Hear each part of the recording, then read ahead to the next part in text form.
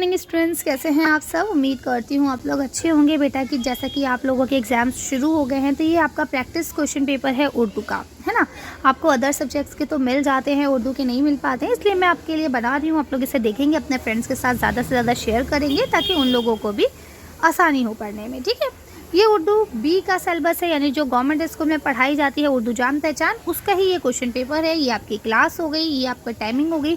आप 2.5 घंटा रहेगा आपकी टाइमिंग और 60 मार्क्स का होगा, ठीक है। सबसे पहले देखिए यहाँ आपको क्या दिया गया है कि इक़्तिबास दिया गया है जिसे आपको ध्यान से पढ़ना है। और इसे पढ़ने के बाद आपको क्या करना है, नीचे दिए गए सवालों के जवाब लगाना है। सबसे पहले देखिए क्या लिखा। हिरन ने अपने दोस्त बकरे से कहा, आओ एक घर बनाएं। बकरा बोला, बहुत अच्छा, मैं तैयार हूँ। हिरन ने कहा, मैं ज़मीन खोदूंगा और तुम लकड़ियाँ लाओ, ठीक है। दोनों चले। एक हरे भरे पहाड़ के पास घर की जगह पसंद की गई, ठीक है। ये जगह बहुत खूबसूरत थी। दोनों खुश हुए और घर बनाने लगे। पास ही एक बत्तख रहा करती थी, उनके पास गई और बोली, मुझे अपना साथी बना लो, अकेले जी नहीं लगता है। हिरन और बकरे ने बत्तख से पूछा, बहन तुम क्या करोगी, ठीक है। अब ये हो गया आपका इक़्तिबास। अब हम जल्दी जल्दी सवाल के जवाब देते हैं। हिरन ने बकरे से क्या कहा, तो हिरन ने बकरे से क्या कहा, जल्दी से बताइए। हिरन ने कहा, मैं ज़मीन खोदूंगा और तुम लकड़ियाँ लाओ। मैं खाना बनाऊंगा, तुम लकड़ियाँ लाओ। मैं ज़मीन खोदूंगा, तुम खाना बनाओ। और मैं ज़मीन खोदूंगा और तुम रेत लाओ। तो क्या कहा था, मैं ज़मीन खोदूंगा और तुम लकड़ियाँ लाओ, ठीक है। तो अगला सवाल देखिए क्या लिखा है। किसने हिरन और बकरे के पास जाकर कहा, मुझे अपना साथी बना लो। सिंपल है, बत्तख ने, ठीक है। आगे चलिए। हिरन और बकरे ने किसके पास घर की जगह पसंद की, तो कहाँ पसंद की थी, पहाड़ के पास की थी। जल्दी से टिक लगा लीजिए। अगला सवाल देखिए लिखा है, दर्ज झेल शेरी जो आपको इक़्तिबास है, इसे गौर से पढ़िए और इसके जवाब दीजिए। तो चलिए देख लेते हैं क्या है यहाँ पे। यहाँ देखिए लिखा है, दरख्तों पर है चिड़ियों का बसेरा, दरख्तों से मिले है साया घनेरा। यानी दरख्त कहते हैं पेड़ों पर, पेड़ों पर क्या है, चिड़िया रहती है। चिड़ियों का घर कहाँ है, दरख्तों पर है ना। दरख्तों से मिले साया घनेरा, यानी दरख्तों से क्या है, साया मिलता है, ठीक है। खुशी से चहचहाते हैं परिंदे, खुदा की हम्द गाते हैं परिंदे। हम पर अल्लाह की तारीफ करना। मुसाफिर धूप से घबराए आए तो ठंडी छाँव में आराम पाएं, है ना। क्यों, क्योंकि पेड़ जो है, दरख्त जो है, वो हमें आराम देते हैं। सड़क मैदान रास्तों पर घरों पर, ठीक है। दरख्तों का असर है मौसमों पर, क्योंकि मौसम भी दरख्त की वजह से ही बदलते हैं। बारिश भी दरख्त की वजह से ही बदलते हैं होती है, ठीक है। लिखा है, परिंदे कहाँ बसेरा करते हैं, तो आप लिख दीजिए दरख्तों पर। दरख्तों से मुसाफिरों को क्या फ़ायदा होता है, तो लिख दीजिए साया मिलता है ना। आगे देखिए क्या लिखा है, परिंदे किसकी हम्द गाते हैं, तो लिख दीजिए अल्लाह ताला की, है ना, खुदा की। तो इस तरह से ये आपके सवाल होते हैं। आगे चलते हैं। अब अगला देखिए, यहाँ आपको सवाल दिया गया है, दर्ज झेल में से कौन से इस इक़्तिबास को गौर से पढ़ना है और फिर सवाल जवाब देने हैं। तो अब ये आप लोग खुद से पढ़ेंगे और जल्दी जल्दी करेंगे। देखिए क्या आता है आपका आंसर, चेक कीजिए, ठीक है। यहाँ फिर से आपको एक नज़्म दी गई है। नज़्म आप लोग के लिए थोड़ी सी मुश्किल होती है, चलिए इसको मैं पढ़ा देती हूँ। पंजाबी हो या सिंधी, उर्दू बोले या हिंदी, धोती पहने या शलवार, फूल सजाए या बिंदी, सबका मान बराबर है, हर इंसान बराबर है, ठीक है।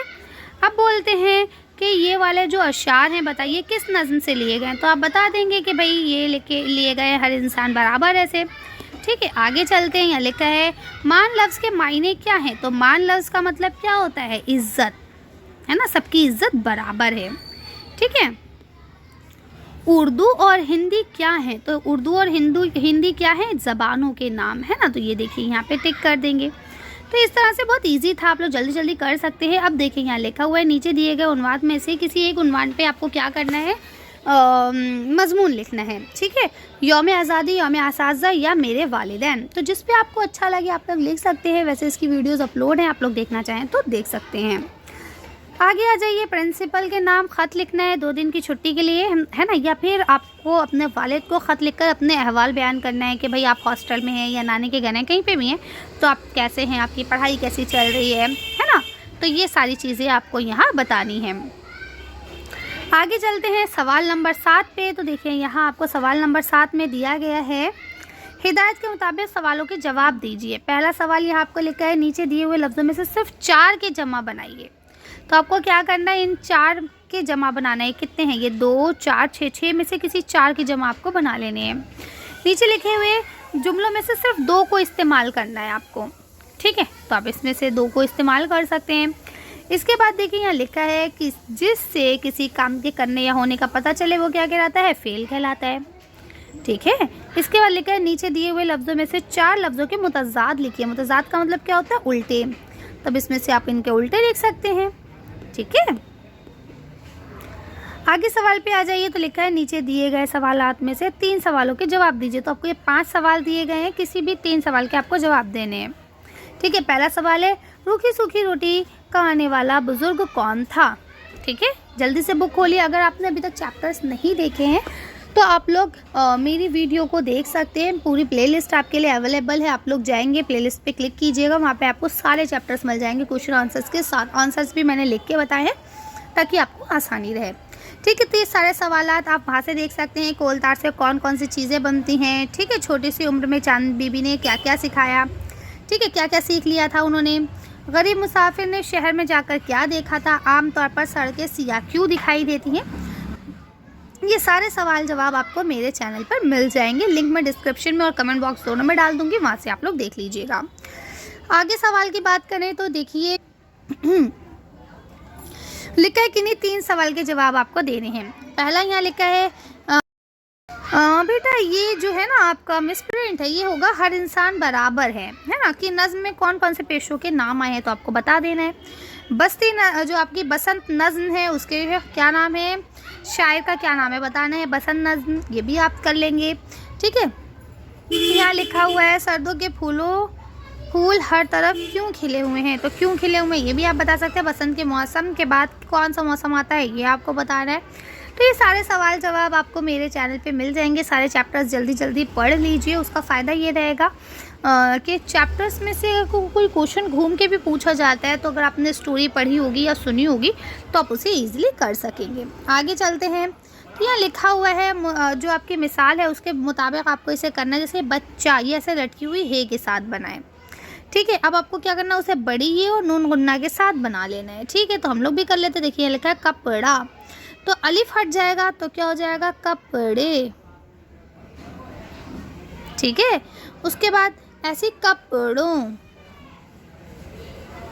नून गुन्ना और वाव लग जाए, ओ वाव और नून गुन्ना लग जाएगा। ऐसे का जूता तो क्या हो जाएगा, जूते। ऐसे जीम वाव जू और ते के साथ बड़ी ये जूते। और जूतों में क्या करना है, जीम वाव जूते वाव और नून गुन्ना जूतो, ठीक है। अब ऐसे चश्मा तो क्या हो जाएगा, चश्मा का चश्मे, बड़ी ऐसे करके ये लटकी हुई है बड़ी ये में बदल जाएगी। और अगर हमें इसमें करना होगा तो हम करेंगे चे शीन मीम और वाव और नून गुन्ना चश्मो, ठीक है। तो इसे आप लोग कर सकते हैं। और इस तरह से ये हमारा होता है चैप्टर कंप्लीट। ये आपकी मार्किंग स्कीम है। मार्किंग स्कीम किसे कहा जाता है, जिसमें आपके आंसर्स होते हैं। तो ये आंसर्स आपको दिए गए हैं, अगर आप लोग देखना चाहें तो आप लोग देख सकते हैं। मैं स्लो बढ़ा रही हूँ, ठीक है। ये जो आपके ख़त या दरख्वास्त होते हैं ये आपको बताया जाता है कि नंबर आपको कैसे मिलेंगे, ठीक है। आपने अगर जो फॉर्मेट है उसका ख्याल रखा है तो 2 नंबर मिलेंगे। बीच में जो आपको लिखना है उसके आपको 2 नंबर मिलेंगे। तो टोटल आपके 4 मार्क्स का हो जाएगा, ठीक है। तो इस तरह से ये आप लोग कर सकते हैं। ये आपके सारे आंसर्स दे रखे हैं, अगर आप लोग पढ़ना चाहें तो यहाँ से भी पढ़ सकते हैं। वैसे बेहतर ये रहेगा कि आप लोग एक बार वीडियोस को देखें, सारे चैप्टर्स को देखें और उसके बाद पेपर देने जाएं। चलिए मेरी तरफ से आप सबको ऑल द बेस्ट, अच्छे से पेपर दीजिएगा। Thank you for watching.